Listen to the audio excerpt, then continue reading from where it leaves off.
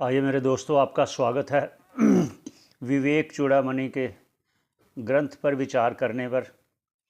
आप सबके मंगल की कामना करते हुए, ईश्वर को प्रणाम करते हुए, गुरुजनों को प्रणाम करते हुए, आचार्यजनों को प्रणाम करते हुए आगे शुरू करते हैं। सबके मंगल की कामना पुनः पुनः करते हुए भगवान भाष्यकार जी ने अपने ग्रंथ में बहुत ही सरलता से हमें समझाया है, और हम अगर उस पर ध्यान दें तो लाभ हमारा ही है। भगवान भाष्यकार जी ने अपने इस ग्रंथ में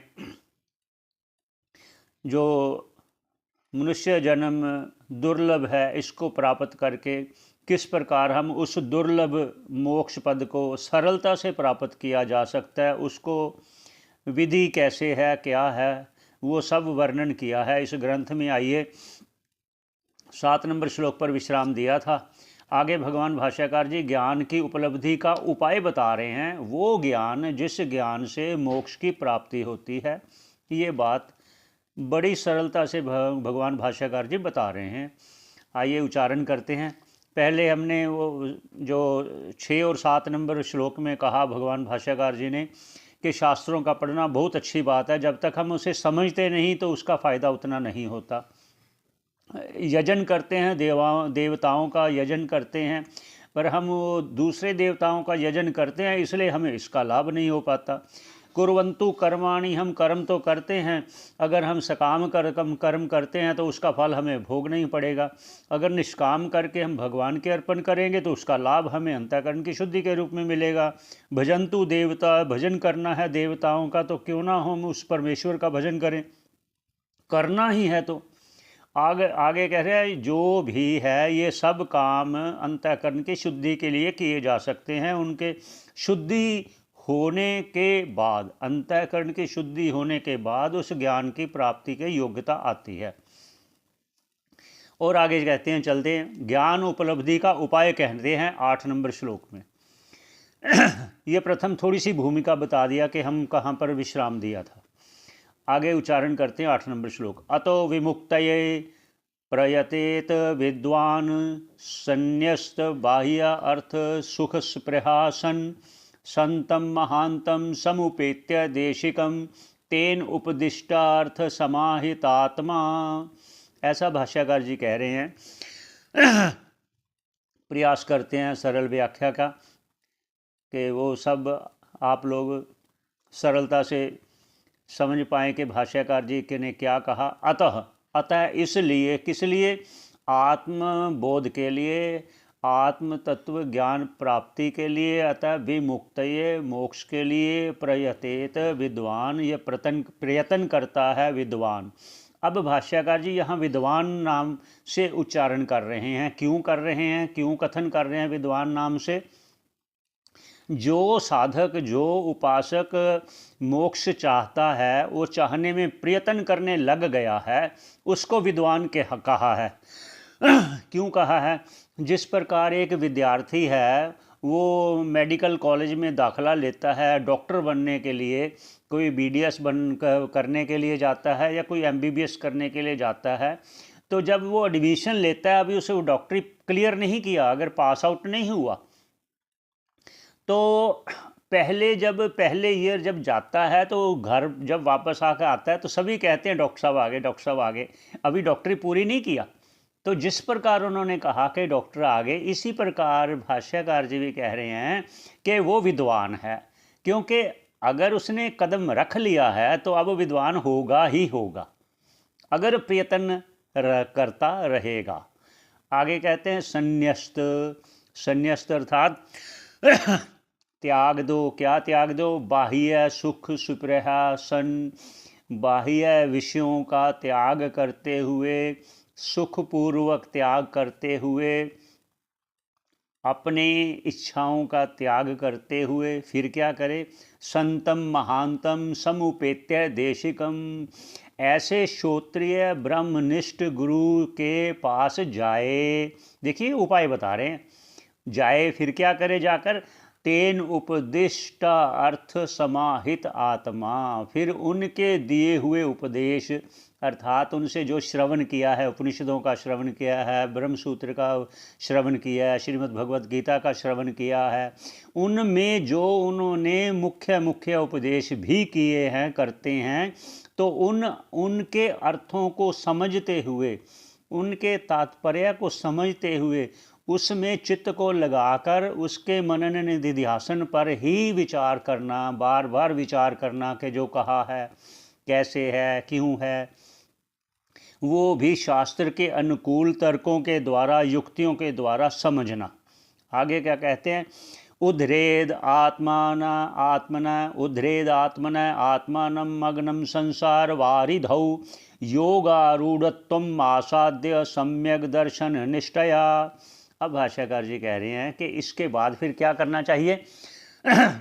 उसके बाद वो कहती है इतना विचार अपने मन में लगाओ कि उद्धरेद आत्मना आत्मानम, अपने आप का उद्धार करे शुद्ध मन से, मन में राग द्वेष को मिटाकर, ऐसे शुद्ध मन से मगनम, फिर कहाँ से उद्धार करे, उद्धार करे अपना राग द्वेष छोड़कर, कामनाओं को छोड़कर, सभी विषयों को छोड़कर, फिर किससे उद्धार करे, मगनम संसार वारिधौ, इस संसार सागर में जो फंसा हुआ है उससे निकलने का प्रयास करे। कैसे करे, आगे कहते योगारूढ़त्वम् आसाद्य,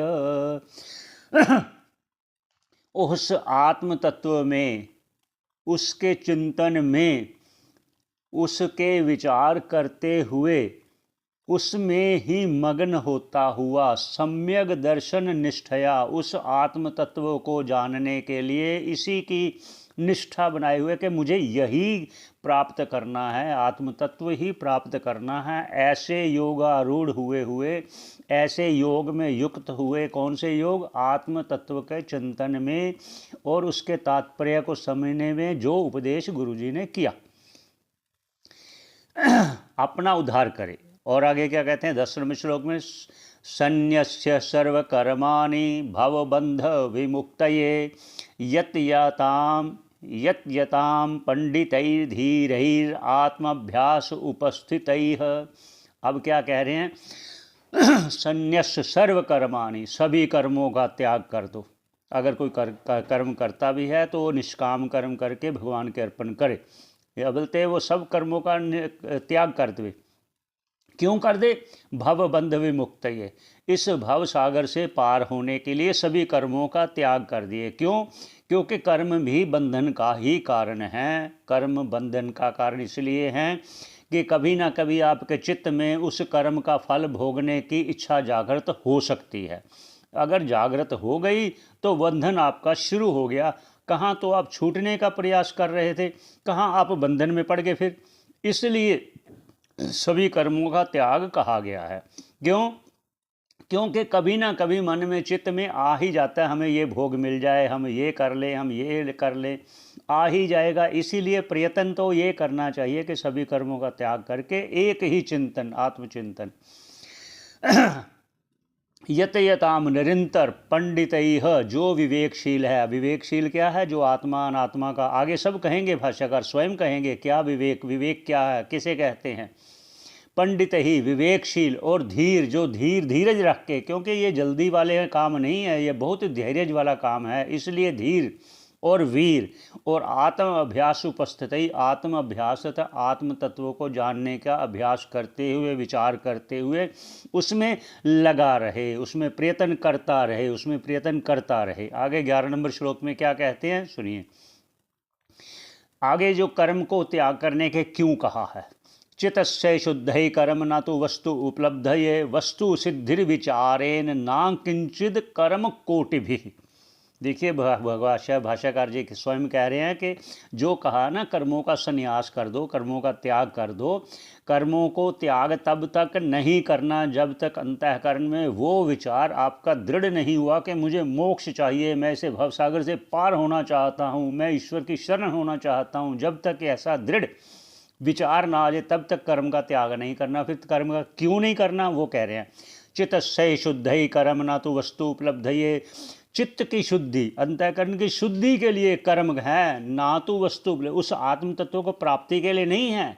ये कर्म तो अंतःकरण की शुद्धि के लिए हैं, इसलिए वस्तु सिद्धि विचार है। लेकिन उस आत्म तत्व का जो विचार करोगे, ना किंचित कर्म कोटि भी वो विचार से प्राप्त होगा, ना के कर्म के द्वारा प्राप्त होगा। ये भाष्यकार स्वयं कह रहे हैं।